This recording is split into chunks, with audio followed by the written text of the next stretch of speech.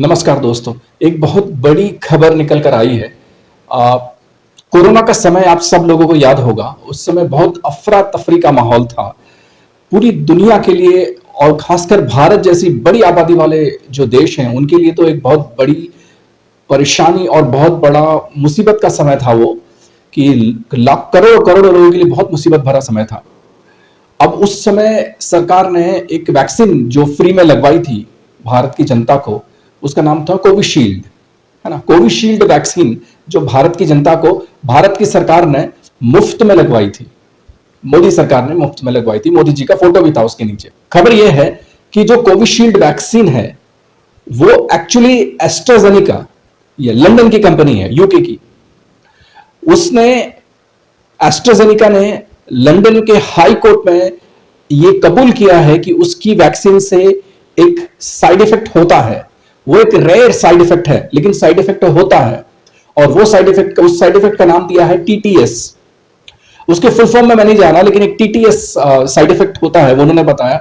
उसके तहत क्या होता है? उसके तहत यह होता है कि ब्लड क्लॉट्स जो हैं वो कहीं किसी रेयर केस में, और ये वही कंपनी ये बता रही है, एस्ट्राजेनेका ये कह रही है कि सब केस में नहीं होता है, रेयर केस में ऐसा होता है कि ब्लड के क्लॉट्स जम जाते हैं और उसकी वजह से हो सकता है कि हार्ट अटैक भी आए और हो सकता है कि ब्रेन हैमरेज भी हो जाए, और पॉसिबिलिटीज है कि कुछ दूसरी प्रॉब्लम्स भी हो जाए। लेकिन ये दो सबसे बड़ी बीमारियां उन्होंने बताई हैं कि ये रेयर केस में होता है।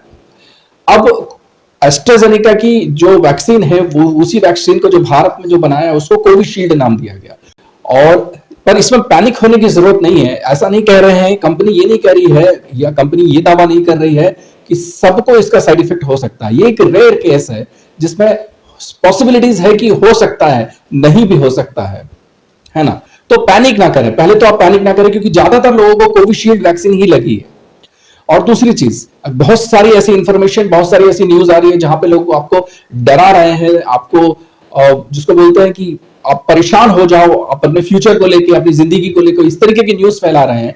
तो इस तरीके की पैनिक वाली न्यूज या घबराहट वाली न्यूज फैलाने की जरूरत नहीं है। सावधानी रखने की जरूरत जरूर है, सावधानी रखने की जरूरत जरूर है, पर पैनिक ना फैलाएं।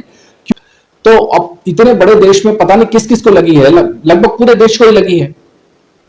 तो एक्चुअली क्या हुआ था कि यूके में, यूनाइटेड किंगडम में, यानी कि इंग्लैंड जिसको बोलते हैं, तो उसमें उन लोगों ने एक स्ट्रैटेजी बनाई थी वहां के जो साइंटिस्ट थे, वहां के जो डॉक्टर्स थे, कि 40 साल से कम उम्र के जो लोग हैं उनको एस्ट्राजेनेका वैक्सीन नहीं देंगे, कोई दूसरी वैक्सीन देंगे। तो उन्होंने 2 या 3 वैक्सीन रखी थी अपने ऑप्शंस में, अपने चॉइस चूज करने के लिए, कि भाई 40 साल से कम वालों के लिए हम ऐसी वैक्सीन देंगे जिसमें लगभग कोई रिस्क नहीं हो। थोड़ा बहुत अगर रिस्क होगा तो जो बड़ी उम्र वाले जो लोग हैं उनमें उस औषधि का या उस वैक्सीन का प्रयोग किया जा सकता है। तो बहुत लंबे समय से एक केस चल रहा था लंदन हाई कोर्ट में।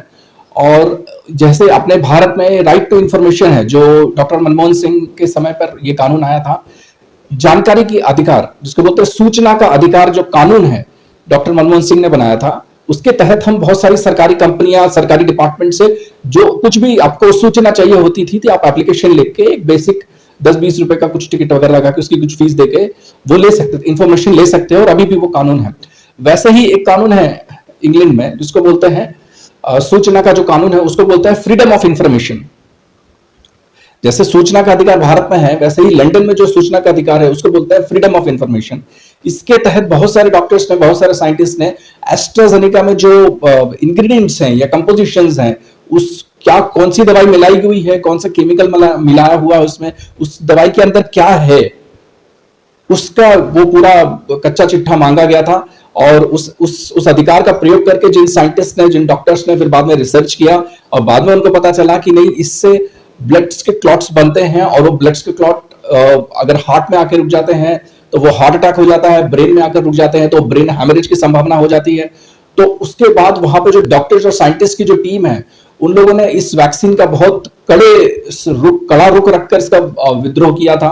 इसके खिलाफ वो लोग खड़े हो गए थे, जिसकी वजह से एस्ट्राजेनेका वहां पे फिर जिसको उस पर रोक लगा दी गई थी सरकार ने, कि भाई ये सबको हम नहीं देंगे, बहुत रेयर केस में इसका प्रयोग करेंगे, लेकिन सबको नहीं देंगे। लेकिन अब ये हम लोग खुद अभी नहीं समझ पा रहे हैं, मैं खुद ये समझ नहीं पा रहा हूं कि ये जो नया समाचार निकाल के आ रहा है कि एस्ट्राजेनेका ने लंदन हाईकोर्ट में ये कबूला कि इसके साइड इफेक्ट्स होते हैं, और टीटीएस नाम का एक उन्होंने बताया, टीटीएस नाम का कुछ एक साइड इफेक्ट होता है जिसमें ब्लड क्लॉट्स बनते हैं, और वो ब्लड क्लॉट्स बनने के साथ साथ वो कहीं भी हार्ट में अगर जाएंगे तो हार्ट अटैक हो जाएगा, ब्रेन में जाएंगे तो ब्रेन हैमरेज हो जाता है।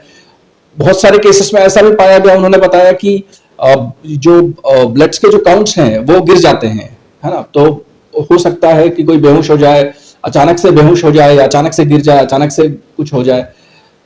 तो ये एक बड़ी खबर है, लेकिन इससे आप पैनिक मत होइए, क्योंकि कंपनी ने साफ तौर पे कहा कि एक रेयर केस में ये होता है।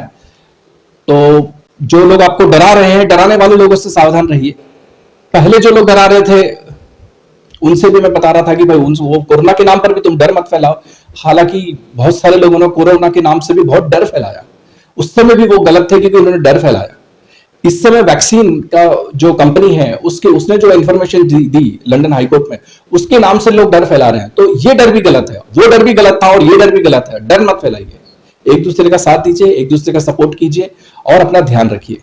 धन्यवाद।